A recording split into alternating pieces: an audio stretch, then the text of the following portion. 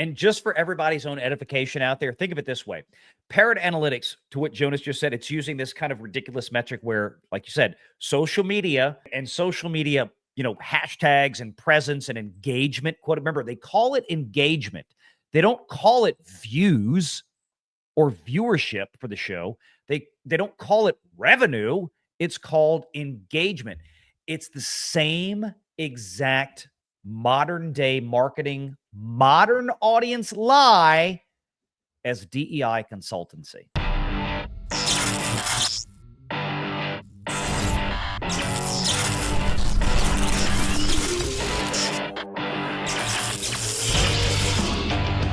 Renegade Online. This is the kind of stuff I'm talking about. And look, I'm not trying to pick on any one personality out there in social media. I mean, this person and I, if you follow me on X, you saw Disney, Star Wars shills that can't stop themselves. Or to be fair, they simply don't understand. They really, truly don't. They want to love what they love so much, and they're very insular. They see Andor and they think it's great, and they're biased, and they're just like, well, then it's a success. Everybody loves this. Everybody in your little circle. And that's the problem is Disney is making $800 million shows for your little circle. This is where the financial failures have become an unmitigated disaster that the theme park revenues can no longer continue to make up for indefinitely because those things are having problems now, right? Andor has pulled in over $300 million in subscriber revenue for Disney Plus. And this person says Andor is a success because of this. Now, does anybody want to guess where this ridiculous data came from? I smell a bird. Wait, no. Oh, and it's not a sparrow. Nope, not this time. It's no a bluebird. It's a parrot. Oh, It's a parrot. Why do we have problems with birds on this channel, bro? God. We're like it's like my. Hitchcock around here. Jonas just went, oh my. So Parrot Analytics streaming economics system calculates that the Star Wars show drives more revenue than Ahsoka. Is that the standard? I was going to say, well, anything more than zero would do that one. We don't even know how much revenue Ahsoka drove. Disney has made no bones about it. This is all Parrot Analytics bull crap. If Andor drew a green number 1 Uno card, they would have more than Ahsoka at this point. Right? I mean, this is where we are. Do you guys want to go ahead? I'm going to try to pull up the actual article real quick. I think I accidentally closed it out. You want to talk about like the Parrot Analytics, like what goes on here, Jonas? Tell everybody kind of how Parrot Analytics does things like this and who they are. Are they a legitimate research firm? What are they, Jonas? No, they are. Jonas, start with the cauldron, please. Tell us about the cauldron. Parrot Analytics is a British parrot salesman who someone walks in because he's dead. This parrot is dead. Complaining about the parrot that he bought that is actually dead. Parrot Analytics, they track social media engagement, which the last time that I checked, social media engagement does not equal money. Unless they are monetizing the hate that you get for Andor on Twitter. Like we do. Fair enough. No, this is a made up metric that is, I would say, about 5 to 10 years too old. That is meant to fool film executives into thinking that it's worth paying for people to engage with your product. This is especially helpful to companies like Disney, and when they go out and they say there are 8 billion forms of life in the galaxy, don't be a whatever you think we're accusing you of. This confuses people talking about you with people liking you. And just for everybody's own edification out there, think of it this way. Parrot Analytics, to what Jonas just said, it's using this kind of ridiculous metric where, like you said, social media, hashtags and presence and engagement. Quote, remember, they call it engagement. They don't call it views or viewership for the show. They don't call it revenue. It's called engagement. It's the same exact modern day marketing, modern audience lie as DEI consultancy. They So- also so- ranked okay, Snow great. White. There's no proof or evidence behind any of it. There's no, it's look, I always go back to the same line. It's from Ghostbusters. You've never worked in the private sector. They expect results. That was unless one of the unless best it's lines Disney. ever. Unless it's Disney. Yeah, unless it's Disney. Yeah, exactly. So Which- let me pull this up. Let's This is- remember this- that Parrot Analytics ranked Snow White as being a very, very highly ranked movie. The most popular movie of the year, according to social media. Oh yeah, Because we were all trashing it. And that's the problem with Parrot Analytics, is they cannot delineate, or they do not delineate between the comments out there that are legitimate positive engagement talking about it versus those of us, in the case of Snow White, the overwhelming vast majority of the people on the planet of Earth that were clowning it because it was a dumpster fire. Andor, according to The Wrap, in tandem with Parrot Analytics, Andor has pulled in over $300 million in subscriber revenue for Disney Plus. Bullshit. Ahead of Star Wars Day, May the 4th be with you, fans of the franchise have lots to celebrate. A 20th anniversary theatrical re-release of Episode 3 is pulling in box office dollars, even beating The Accountant 2. Not exactly a high watermark, to be fair. The 20-year-old film with a plot, blah, blah, blah. On the small screen, the second season of Andor premiered April 22nd.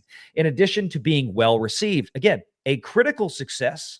I'm not denying that. It's significantly outpacing demand for the previous season.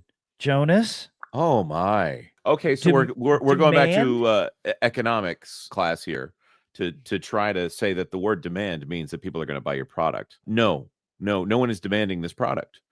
If people demanded it and you can get it for $2 or free if you're a Verizon subscriber, I'm just assuming that's one that's out there, or free if you happen to be subscribed to Comcast or Spectrum. No one is watching this show. Demand is a bad metric because it is not actual watch time. Exactly. It's not viewership. They did not use the word. They could have said it premiered April 22nd. In addition to being well received by the critics, it is significantly outpacing viewership for its previous season. But they did not say viewership. They deliberately did not say viewership because it ain't. Okay? Demand. This is a very nebulous term that means literally nothing in this, okay? While the first season of Andor may have gotten off to a slow start, it did. Time has shown how this series is paying off for Disney. oh yeah. Really? Really?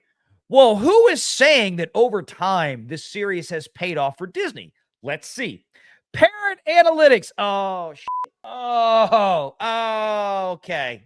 It's Parrot. Their streaming economic system calculates that from when it premiered in September of 2022 through the end of 2024, the show has brought in over $300 million in streaming subscriber revenue for Disney Plus globally, outpacing other live-action Star Wars series like The Book of Boba Fett and Ahsoka. Even though we know factually, because of actual real data and viewership, not demand, that way more people watched Ahsoka and Book of Boba Fett, as terrible as those shows were. So how can this be? Let's click and see what streaming economics is. I really Guys. want to know, because right now the only thing I'm seeing is Parrot said so. This is it. How to measure the value of content in the economy here. Read now. Okay. Is this a Q score? Is this I a would social love credit to. score? You're real close, man. Have you seen this before? No, Oh, I have boy. not. I Oh. have wondered. I knew it was a bunch of baloney, so I didn't actually look into what the number is. This is what I was reading at the breakfast table today when we were at the restaurant. I can't wait to hear about the attention economy. I bet it's not the same as the real money economy.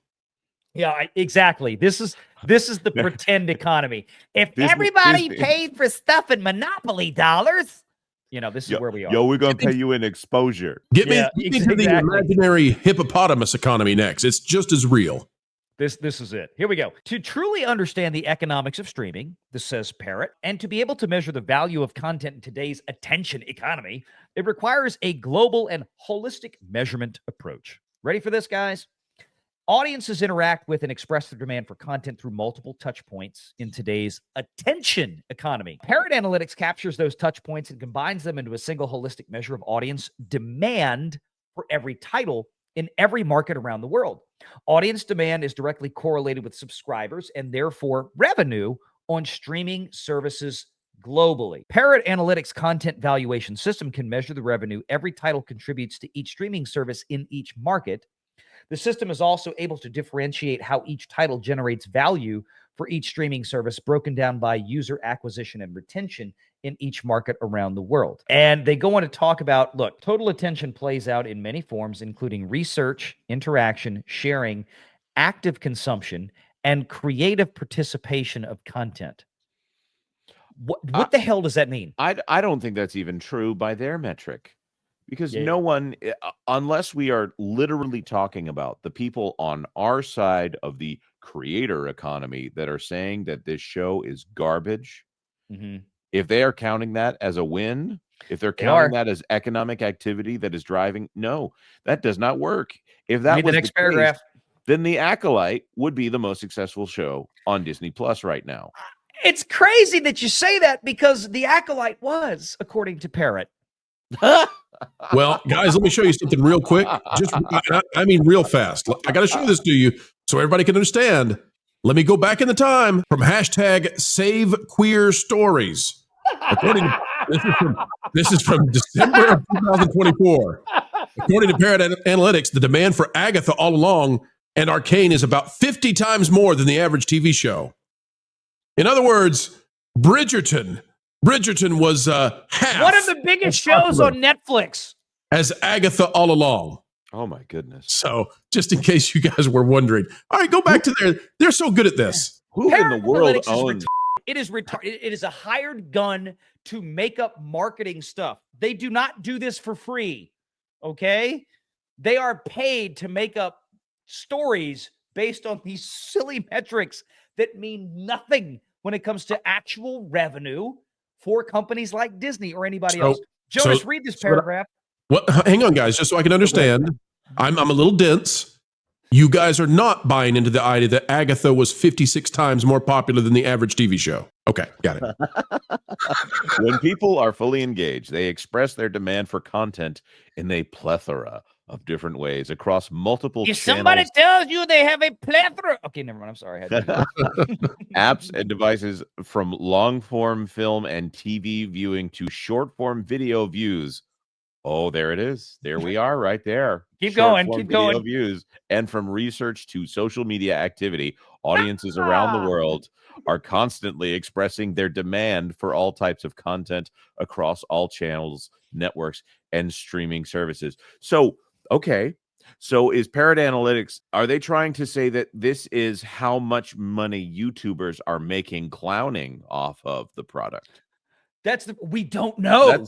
We don't know. But I mean, that is the only scenario in which this show is actually worth $300 million. That is to say that people other than the people who are making the show are the ones making the money off of Andor. I can believe that. Well, I will say, now that you say that, I can defend Parrot Analytics, because the Acolyte and Agatha did make a lot of money yes, they did. for YouTubers laughing at them. So look at this.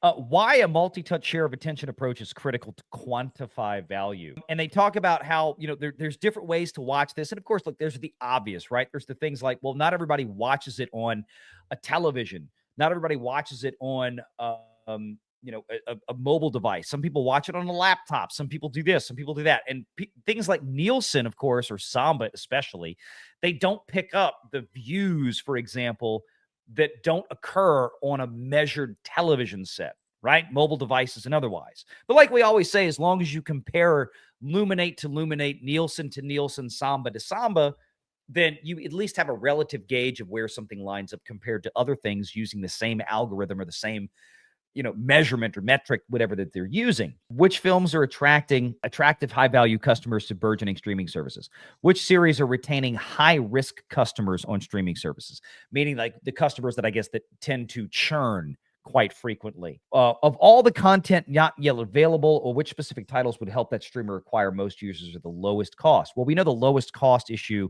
is a real problem for Disney, so we can throw that one out because I don't think they do anything for that low cost. But I mean, you look at this, a lot of this demand measures the direct revenue impact of content. At any given point in time, over 2 billion audiences globally express demand in different ways that Parrot measures. So, This is like Mr. Rogers sitting here saying, there are many ways to make money. There yes, are many ways to be successful on Wall Street. And Right. one of them is to try to fool Wall Street investors into thinking that your company has any value whatsoever. that's it. So what Parrot Analytics does is they measure all the ways that your show isn't making money and then says that it is. They're out there measuring all the people or the amount of interaction on social media where it gets talked about. Make sure you're subscribed to Valiant Renegade and join us every Sunday at 6 p.m. Eastern for the live show.